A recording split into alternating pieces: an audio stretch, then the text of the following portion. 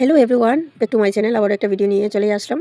আর এখানে হচ্ছে আমরা কালীবাড়িতে গিয়ে এক প্রহরে পুজো টুজো দিয়ে এসে এখন ফল টল খাওয়া হচ্ছে, কারণ পুরো দিনের একদম পুরো উপাস, টাটকা উপাস তো থাকতে নেই। যার জন্য সবাই মিলে একটু ফল টল খেয়ে নিচ্ছি। তারপর যাব 2 নম্বর প্রহরে পুজো। তো বাড়িতেই দেওয়া হবে, যেহেতু আমার মায়ের বাড়িতে শিবলিঙ্গ রয়েছে।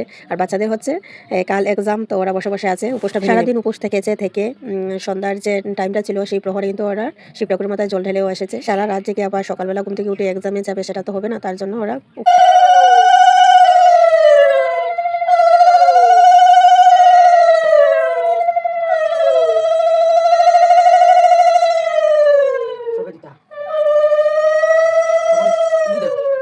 মিঠা করবো ঘি পরে মধু করে অগুরু না নি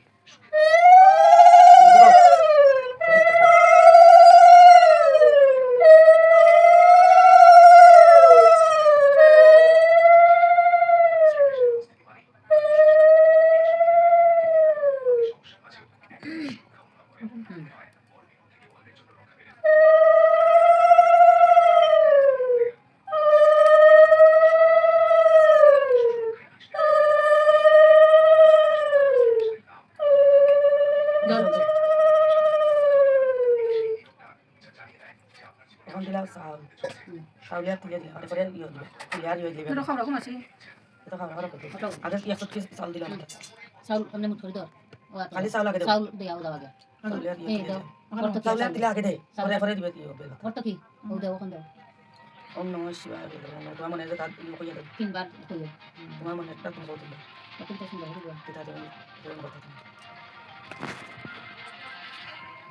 আশ্রী তখন ইয়ে করো চন্দন চন্দন দেও ইয়ে বের কথা তিন কথার মাঝে তিনটা কথা দেও তলে উপরে একটু অগ্রু দেও না চন্দন একটু গঙ্গা জল দিও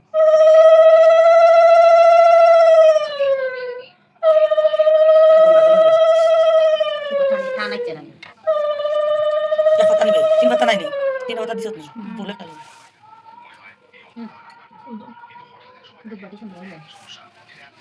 মাথা থেকে জানে ইয়ে করে না বের কথা থাকতো মাথা কতটা কমাই দাও আর কমা ইয়ে দুইটা দুধ দিও মনে রাখি দাও ওম নমঃ শিবায় তিনবার কইয়া তোমার মন কামনা কইয়া ওটা গঙ্গা বলতো না অত কিনে একটু করা ইয়া মাথা দিস থাকতো গঙ্গা জলটা বল ওটা নামাই দে না না না ইয়ে কত কি নামাই দে একটু বন্ধ করো ভাই এই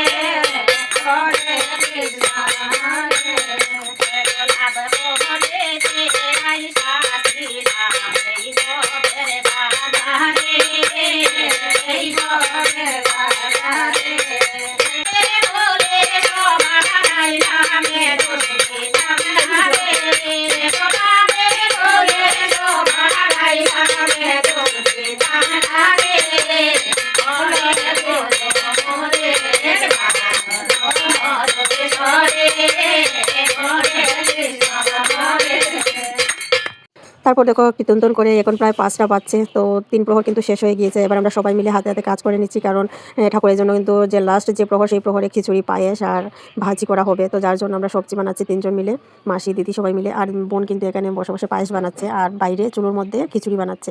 আর আমরা সব কিছু রেডি করে দিচ্ছি। আর মা তো থাকবে, মায়ের খুব ঠান্ডা লেগেছে, মা তো কথাই বলতে পারছে না, কি বলবো আর, খুবই খুবই ঠান্ডা লেগেছে। মানে তারপর মা বসবে না, উনি এত কাজ করেন, উনি বসবেনই না। তো এই হচ্ছে ব্যাপার। তো ওরা আমার যারা এসেছিলেন, তো ওরা আমার মায়ের বাড়ির পাশেই, কিন্তু ওনারাও কিন্তু এক শিবরাত্রি পুজো ওরাও করেছেন। তো তো পুরো রাত একা একা মানে বসে থাকা তো যায় না, যার জন্য হচ্ছে ওনারা একটু বেরিয়েছেন, আমাদের বাড়িতে ঘুরতে এসেছেন, অনেক জায়গায় গিয়েছিলেন।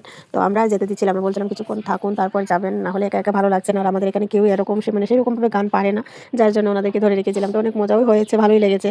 আর এখান থেকে খিচুড়িটা হয়েই গিয়েছে, এখন মশলা টশলা দিয়ে দেবে আর তারপর তো কমপ্লিট, তারপর হয়ে যাবে। পায়েসটাও হয়ে গিয়েছে। আর হবে যে এটা কিন্তু জলটাও চুলো গ্যাসের মধ্যেই গরম করে নিয়ে এসেছে আর চুলোর মধ্যে বানিয়েছে, নাহলে তোমরা বলবে যে আগে যে বললে গ্যাসের মধ্যে পায়েসটা বানাচ্ছে, কথাটা ক্লিয়ার করে দিলাম। তারপর হচ্ছে আলু ভাজি হবে।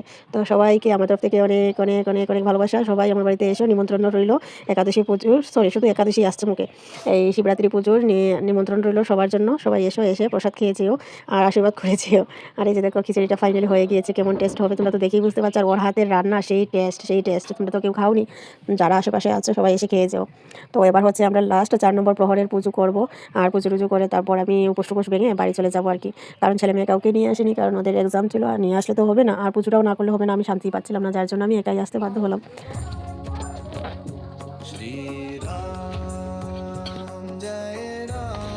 কিছুই রান্না হয়ে গেল, সবজি টবজি দিয়ে শিম বাঁধাকপি আলু। এই যে আমার বোন এদিকে খাবো, এই দেখো। আর এই যে হচ্ছে তেল গরম হচ্ছে, এবার হবে আলু ভাজি। ও পায়েস গাইস, এই দেখো পায়েস, দেখেছো পায়েস? তোমার জন্য দেখা যাচ্ছে না, তাই পরে দেখাবো।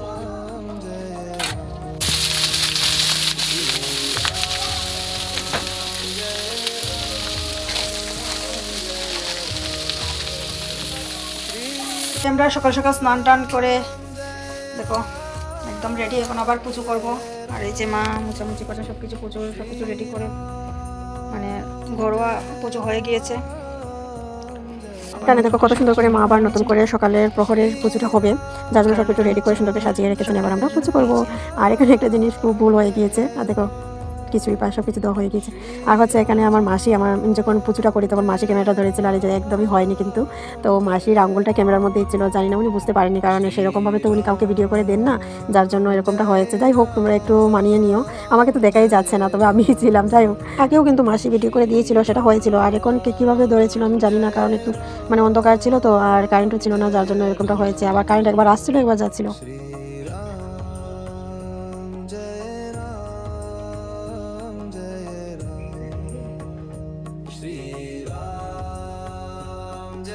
আর এখানে দেখো পুজোর মধ্যে আমরা সবাই রয়েছি, কিন্তু মাও রয়েছে, আমিও রয়েছি, কিন্তু আমার বড় বোন নেই।